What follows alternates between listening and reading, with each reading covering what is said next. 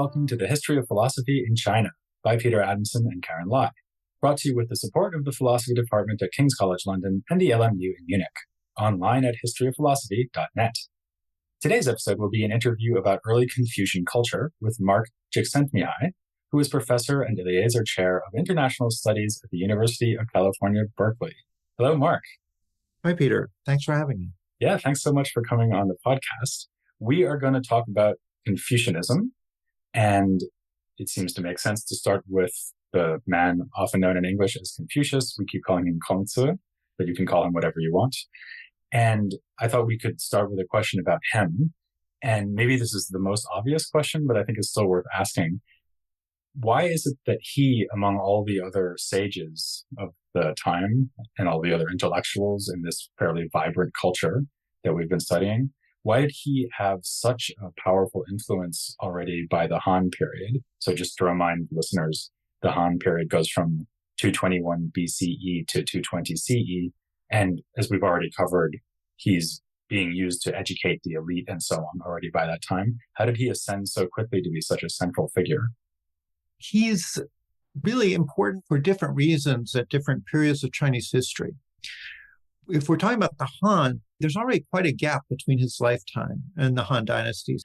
It's about 250 years from his death to the beginning of the Han. The traditional dates are 551 to 479.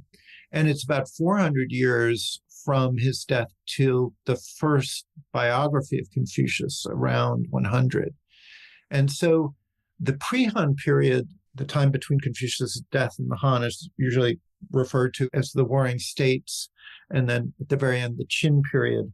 That we don't know so much about the status of Confucius. We know that there are certain texts, the Mencius or Mengzi, which speak very highly of Confucius, and Confucius or Kongzi is quoted and lauded in texts like that. And often those are texts that later become called Confucianist texts.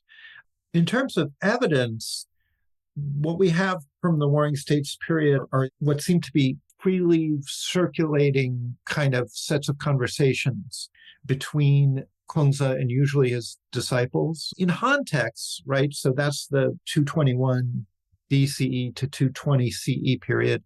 In Han texts, they go back and say, where did the Analects come from? The Analects is now the best known collection of these dialogues of Confucius.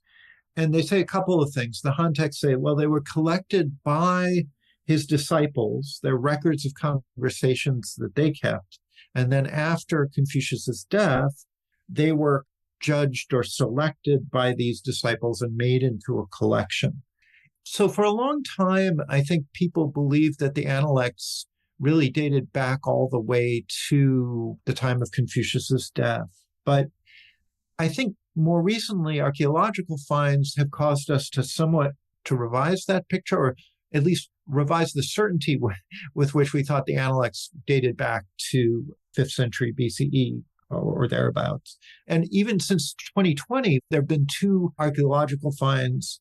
One was a text that was looted and then was donated to Anhui University, I think published in around 2022, I think. Photographs of it were published. And this is a text called Zhongni Yue. And Zhongni is another name for Confucius. And these passages, some of which are in the Analects and are attributed to Confucius. And then there's another that was found in Hubei at a place called Wangjiazui. And this one was archaeologically excavated. And this is called Kongzi Yue, or Confucius Says. And these are texts that are dialogues, just like in the Analects, but which either don't have parallels or have parallels to the Analects or the Li Ji, the records of rites, or the Mengzi, which is that other early so-called Confucian text. And so what this really shows is that there were multiple collections of sayings of Confucius or dialogues with Confucius. There's another set of looted texts that now are in the Shanghai Museum from the Warring States period, which are disciple-specific collections. That is, conversations between Confucius and individual disciples. And so they're collected that way. So what we have is We don't have evidence that the Analects itself goes back, but we have evidence that during the Warring States period, there were multiple collections of Confucius dialogues in circulation. There's a scholar named Rens Kriegman who calls these traveling sayings. So, the Analects could well and certainly contains old material, but as a collection, it's really around 150 BCE, which is, over 3 centuries after Confucius' death, that we first see it cited by name in a text called the Han Shu Wai Zhuan several times. We also know that there are versions, for example, from the court of Hejian around 155 BCE. And so what we see in terms of status is that he's one of several people who are quoted quite often, but he has this particular authority that's fairly unique in the Warring States period. By the Han, he becomes, and the texts that he's very interested in, like the classic odes that he teaches his disciples, these become classics at that time. And Kongzi, especially in the 2nd and 1st century BCE, variety of reasons, is associated with not the examination system yet, but the forerunners of that. And so it's in the Han that you begin to get almost, sometimes it's called the Han orthodoxy of Confucianism, but certainly the tradition of the kind of scholarship that Kongzi does and the ritual knowledge becomes supported by the state, and expertise in those areas becomes the type of knowledge that officials are selected based upon whether they have that or not. And so that's the transformation. We know there were these circulating traveling sayings in the Warring States period, but really it's the transitions during the Han period that seem to have made Confucianism. Yeah, it's almost like what's influential is a genre of writing, the genre of this character Kongzi saying things more than he himself being influential, right? Because the mass of evidence is so widely dispersed, right? That's right. And I think that there are other candidates for this very wise, very authoritative person who we see in the Warring States period, but who fall by the wayside as Kongzi becomes the or who don't, like Lao Tzu, who's sometimes depicted actually meeting Kongzi, and the two of us, like the two sages, face off of the heavyweights kind of scene. So he's not the only. Right. That's true. I think with Lao Tzu, there's one text in particular that's associated with Lao Tzu, and it's in a way generically Lao Tzu is rather different in terms of the topics that are treated. And so it's almost as if Kongzi is the one who has this kind of political, ethical, ritual set of topics that he becomes the main source for. I guess that a lot of people, when they think about Kongzi, the Analects, they think of sayings or these little exchanges with students and so on. But there is this whole other kind of text, which is the biography of Kongzi, right, which may include sayings, obviously, but then it also includes putative information about him, like where he was born and his political career and the extent to which it was successful, how he dealt with it not being successful, and so on. Can you say something about how our understanding of these biographies has been shifting, in part precisely because of something you already mentioned, which is these newly discovered texts? Yeah, so this is really one of the reasons that this period now that we're in, which is, I don't know what you would compare it to, maybe in the 1940s, you had Nag Hammadi and the Kunlun texts discovered in the Near East and North Africa. And the amount of archaeological excavation going on now is just continuously transforming our picture of early China. And recently, one of the tombs I haven't mentioned yet, which is a tomb of Liu He, who was a member of the imperial family and actually served as emperor of China during the Western Han for less than a month, and was then demoted to the Marquis of Haifun, which is this area in Jiangxi province. So he died in 59 BCE, right as you really get the Analects and Kongzi becoming very, very important in terms of Han court politics and Chinese philosophy in the late Western Han period. So this tomb was discovered very recently, and it's got this object that has a biography of Kongzi, Confucius, next to a picture of Confucius. And then in a kind of arrayed, there are 5 of his disciples also pictured in 2 columns. And they have biographies next to their pictures. And this was on a stand for a mirror that was owned by this emperor or former emperor. We're not sure when in his life he got it. But this is the earliest known picture of Kongzi and those disciples, and gives us an actual first century or maybe late second century BCE example of his biography. What's interesting is that his biography didn't, as far as we know, start to be written until right around that time. The earliest we had before this in terms of a transmitted text was Sima Qian in his Shiji around 100 BCE. He has a biography of Confucius too. And so one of the questions is, why is it that we have these circulating sayings, but no one is really interested in recreating the life of Confucius or putting it all together until Sima Qian? And then just a few decades later, we get this mirror stand with a kind of similar but slightly different version of his biography. And one of the things I think is going on is that the disciples are as important as Kongzi on this mirror. I mean, they're all the same size, these pictures, and they all have biographies.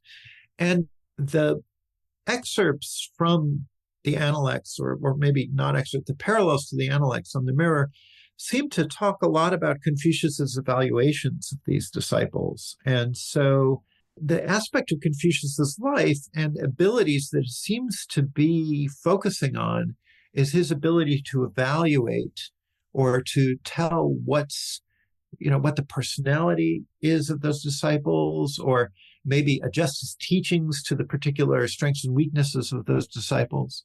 But in any case, it's Confucius with his disciples, which all of a sudden seems to be really important on this mirror stand version of his biography. So when we look at the kind of sudden interest in biographical writing that we see in the middle of the Western Han period, that is around 100 BCE, again, 400 years after Confucius's death, we see that the biography of Confucius is kind of one genre. And, Sima Qian has one chapter dedicated to this, where he emphasizes a lot of the kind of auspicious signs around Confucius's birth, the portent that happens when he realizes he's never going to be a kind of sage king, and just emphasizes these aspects, his official career and things like that. Whereas the mirror stand one is somewhat different. It's less about, the omens are almost not mentioned. There's absolutely no mention of his official career. And in fact, it talks about, despite the fact he wore the clothing of a commoner, he was studied by ministers and rulers. So there's a slightly different kind of depiction. And I think that's because the mirror stand is much more focused on his evaluations of his disciples. And it's true, the Shiji also has a chapter on the disciples. They divide the disciples by, those who do virtuous actions, those known for their speech, those known for their governing, and those known for their kind of mastery of literature. But the mirror stand puts those together in a way and focuses on the evaluations Confucius makes of the disciples. And there is a passage attributed to Confucius in the Han that the role of the ruler is to choose virtuous ministers. And I think that part of the reason that Confucius becomes so important during the Han is not kind of because of his theories of statecraft or something like that, as much as among the disciple community, he played the role of the evaluator and the selector and the person who used the right pedagogy to train each of these individual disciples with their different personalities. And in a way, that was the model that they painted on this mirror stand that the emperor would look at every day. And that's not really an answer that we had before we discovered this mirror. One of the questions was, well, why in the first century BCE all of a sudden does Kongzi become such an important figure, and why does the Analects in particular, which may have become compiled only a century earlier or so, why suddenly is the Analects being used by officials in the training of the crown prince, and why is it quoted so much more? And perhaps it has something to do with that aspect of it, that Confucius was in a way a model for evaluating character of people, screening people who would be good ministers. And so it's the the Analects used as a characterological text. I love that idea, the Analects as a model for job interviewers. Yes. It's so interesting that here the actual physical evidence is so important. Obviously, this mirror stand you've been describing does have text on it. But for example, the fact that, as you mentioned, the pictures of the disciples are just as big as the picture of Kongzi, that's really important in your interpretation of the whole piece. And I think that as historians of philosophy, we aren't really accustomed to thinking about the way the material evidence could help guide us in our interpretation of the tradition. But here that seems to be the case. Are there other examples where that happens? The tomb objects that many people are familiar with, if they've gone to museums like the Asian Art Museum in San Francisco, are the kind of bronze vessels from early tombs. In my Confucianism class, we read the inscription on the Da Yu Ding, which is a Western Zhou bronze sacrificial vessel that was in a tomb. And it has many of these bronze vessels, or bells, sometimes are found in tombs, are inscribed. And this one has an inscription. It has a very strong expression of a certain dimension of kind of early political philosophy that is one tributary into the kind of culture that then Confucius resynthesized or kind of created a new tradition out of these diverse strands. So if you look at these bronze vessels and tombs, on one hand, you can see the kind of political dimension, like in this Da Yu Ding, it talks about how the vassal who owns this will put food for their ancestors, but it emphasizes that the king granted the owner of the vessel a certain status, and it commemorates that. But then it also tells the story of how Tian, this kind of powerful cosmic force, or sometimes translated as heaven, not a great translation, but how Tian gave the king himself his power because of his moral authority. And so it creates this kind of homology between heaven granting the king their power and then the king granting the owner of the vessel their power. And so it's a really clear and concise kind of expression of a certain type of, political thought or cosmopolitical thinking that is one of the strands that goes into Confucianism. But at the same time, these vessels are also about ancestral sacrifice. And I think that speaks to another strand that is woven into the tradition by Confucius. And that's this, the importance of ancestral sacrifice. So if you look at the Li Ji, the records of ritual, you have these accounts of how to perform sacrifice to your parents after they've died. So King Wen, this cultural hero and one of the founders of the Zhou dynasty, what one does first is one undergoes this kind of fasting and purification, and then you give the offerings to your parents. But it's very important that you sacrifice to them as if they were there. You visualize them. And the text is all about the proper kind of emotional reactions to have as you visualize them and present the offerings. What are the correct feelings? What to guard against? And in a way, that's this other strand, the kind of ethical or the kind of moral training dimension of early Confucianism, because this way is not the fact you present the offerings. It's not just feeding the ancestors. It's doing so with the correct intent, the correct affect. And in a way, I always feel that the way these vessels are used, the fact these vessels are so ornate in the elite tombs, or even in the non-elite tombs, there are kind of pottery versions of these ornate vessels, right? So the complexity of them and the kind of cost to put them in tombs is expressing the importance of how you present the offerings, not just that you present it. And really, that becomes a model for kind of virtuous action and how to train yourself to kind of inculcate the moral virtues that are at the center of the teaching program that Kongzi uses in the disciple community to try to develop a certain set of virtues in the disciples as he trains them. That's great because that gives us a real kind of physical object to go with, something we've talked about a lot in the podcast, like filial piety and respect for the ancestors and so on. There's this Right. other dimension of early Confucian culture, which I would think can't show up in the physical evidence. And this is music, also dance, because you can't dig up music and you can't, I mean, unless someone invents a time machine and we go back and video record the dancing, all we have is, I guess, textual descriptions of these events, right? So Yeah. would you say that music and dance lie tantalizingly beyond the purview of the historian, or can we do better than that? Well, I mean, the textual record does talk quite a bit about the role of music and dance for the early Ru. We might want to distinguish between this term Ru, which is this group of specialists in scholarly approach to the past and the classics and ritual. Kongzi identifies as within that social group in some way, and then Kongzi's synthesis of it, because Kongzi comes out of that tradition, but he develops a new way of talking about it.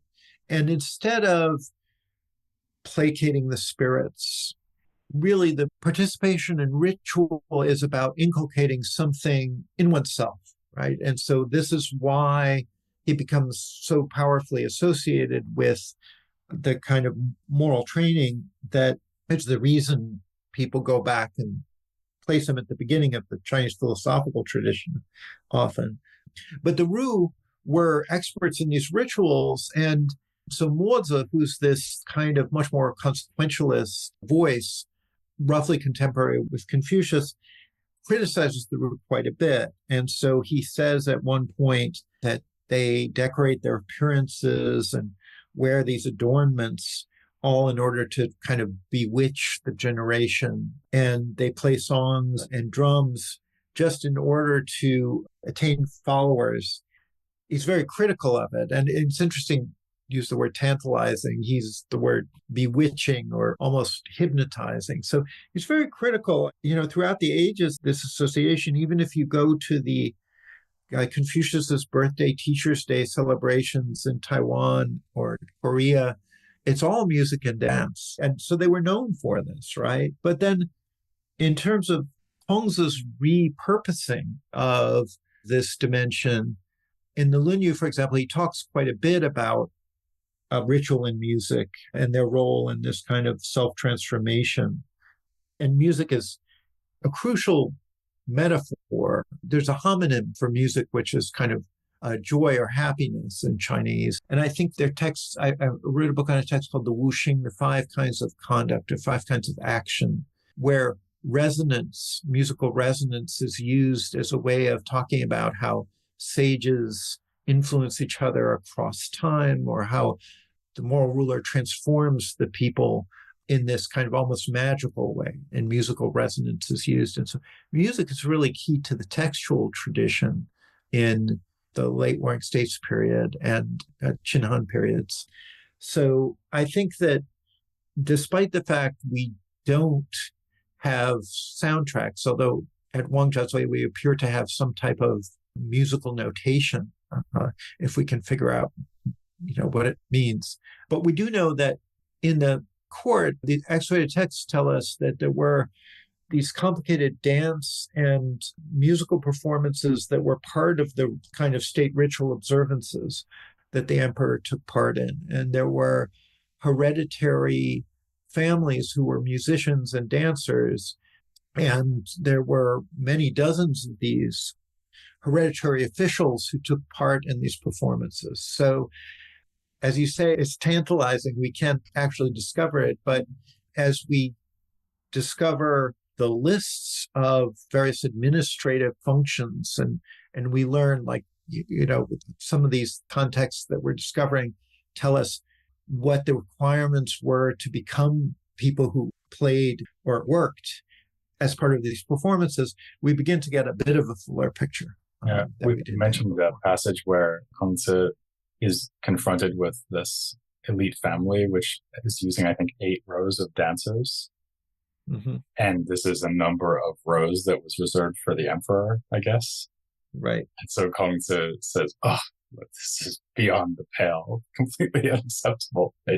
Right. It's kind of less majestic. Yeah. There are a number of times, you have to get the number of sumptuary vessels exactly right for your position. Absolutely. And you don't want to overdo it because that's kind of a sign that you're getting too big for your britches or right. whatever. But it also goes together with this, everything has to be carefully considered and it has to be done according to the ritual. And it's almost like it's not the rule that matters, it's following the rule and doing it in the right way. Yes, and that's especially important. And I think that a number of times in the early record, you get sayings of Confucius that, it's not just the music and the ritual, it's that it's being used in the correct way. Right. Just one last question. From what you've been saying, it actually sounds like this broader rule culture and maybe Confucianism in particular did have quite an impact on at least the social elite. Do you think that that's a fair assessment of what happened, or is it maybe a distortion caused by the fact that a lot of our access to this culture is through texts written by people who would like us to believe that? Just as there were a number of tributaries going into the kind of synthesis that Kongzi seems to have created, so too there are a number of different kind of perspectives from which that kind of toolkit that Kongzi created are portrayed in later culture. And so, there are times in like late imperial China and even in the modern period where certain virtues like filial piety and loyalty are singled out from the other elements of that toolkit and elevated by the state, who want citizens who are loyal, but they discourage the parts where you say, well, where Confucius says things like, if your ruler is overtaxing the people, you should go along with it in some way. So there are different elements that are singled out and portrayed as the Confucian message at different times. And so it's hard to even talk about Confucianism. Whose Confucianism is always the question I want to ask when I hear something like that. But I think that if we're talking about the early period, which we've been doing, there are, not just dialogues with disciples, but also dialogues with rulers. And in those contexts, a lot of the focus is on things like, well, I mentioned the proper selection of, what are the criteria which one uses and how do you evaluate people who would be ministers or officials. One of the main themes of the Analects that people don't pay as much attention to is the number of times Kongzi says actions are more important in evaluating someone than their words. Pay attention to that. The checks on rulers, there are all these in both the Analects but especially in the later Mengzi, Mencius, there are all these kind of persuasions designed to keep the ruler from spending all their time, in the imperial hunting reserve, right? But instead, focus on spending your resources, to the advantage of the people of the state. And really, the impact of the type of checks on desires and imperial power, that aspect of Confucianism, I think, is really part of the reason that it becomes kind of important in the Qin Han period. For the first time, you get this imperial system where instead of a set of warring states, you have a much more unified empire. And the need to, in some sense, check that power grows organically with the kind of absolute power of the emperor. And so when you read something like Mengzi 1A7, which is one of my favorite passages in the early Chinese corpus, which is this masterful dialogue between Mengzi Mencius, the person who the text is named after, and this ruler. And Mengzi is trying to convince the ruler that he has within him the type of moral dispositions that if he cultivates them, he will be a better ruler. And central to it is not just reacting compassionately when he sees an injustice, but also inferring where injustices might be outside of his vision, and applying his kind of moral judgment and his sympathy to kind of the people who are in trouble that are not right in front of him. And I really feel that one of the reasons for the longevity of these texts is the symbiosis they have with the Chinese imperial state. And they really are, in a way, a good check on that element of the imperial system. That's one way of answering that question. You can answer that question a number of different ways, but that was the one that I thought of. Yeah, we may need to keep reevaluating the answer to that question as we go forward. Indeed, We're actually going to get to Mengzi pretty soon in an episode. Okay. What's going to happen, though, now in the series is that there will be a brief break because we won't release any episodes in August, but we will be back in September. We're going to wrap up our look at the Analects then, and then, in fact, we're moving on to the Mengzi. So you give us sort of a nice transition to what's almost the next episode. So that's what's coming. For now, I will thank Mark Csikszentmihalyi very much for coming on the podcast and sharing his knowledge of early Confucianism with us. Oh, it was a pleasure, Peter. Thanks for having me. And please join Karen and me for the forthcoming episodes after the summer break of the history of philosophy in China.